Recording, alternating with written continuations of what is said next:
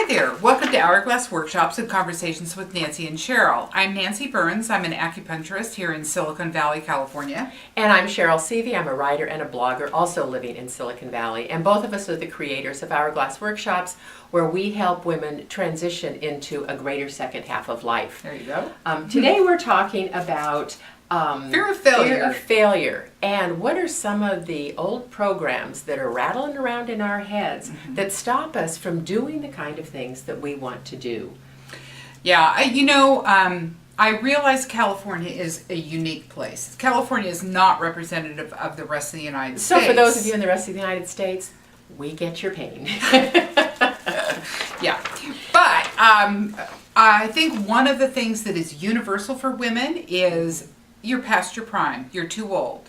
What the heck are you thinking? Right. Trying to start something new. Who do you think you are? Exactly. And we tend to step back instead of step up. Step into the grandma role. Yeah. Yeah. I mean, I like being a grandma, but I don't want to be defined as being a grandmother. Right. Right. It's one of many roles that we have, and we can continue to explore. And at this time of life, we have basically, we have many, many choices, but the two primary choices we have is, do we expand our life or do we shut down our life? Yeah.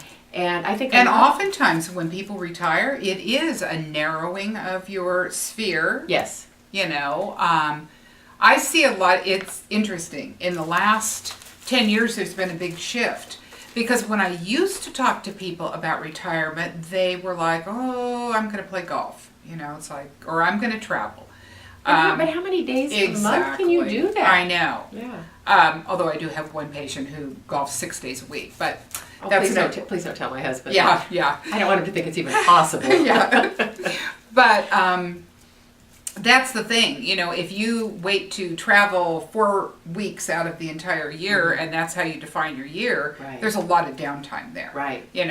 Now people are saying, oh, I'm thinking about starting a new business. I'm trying a new venture. I'm doing something new. And people are like not buying into this idea of retirement as time to sit in a rocking chair. Right. Well, and I think we see a lot more role models that make it possible. For example, several years ago, I started a blog called Lacing Up at 60, and it talked about my desire to start running at certainly a little past midlife. And I found a great community, and a lot of us are around that age. There's some that are a little older, there's some that are younger, but it's all possible. And suddenly I was introduced to a much greater community where things are possible. And women and people are doing a lot of things. On the internet, you can find all kinds of stories about these incredible people really stepping out into the world at midlife and beyond. The internet is a great place, but don't sit in front of your computer and make that your life. Or get out. Or let it depress you. Oh my God, look at what they're doing. Oh, poor me. Wah, wah. Yeah. Don't go there. And but I think if we recognize that it's possible, then it's up to us to make it probable. And increase the odds that we can make that happen and to try things. Well, and a lot of if you have a lot of extra time, you're retired, and you're doing a lot of complaining, let's say for instance about politics. Rather than wasting your time complaining about politics, get out and do something. Make a change, make a difference in someone's life, And there's tons of opportunity out there for it, And I mean, I've heard, as we all have recently, so many people complaining about the state of our country.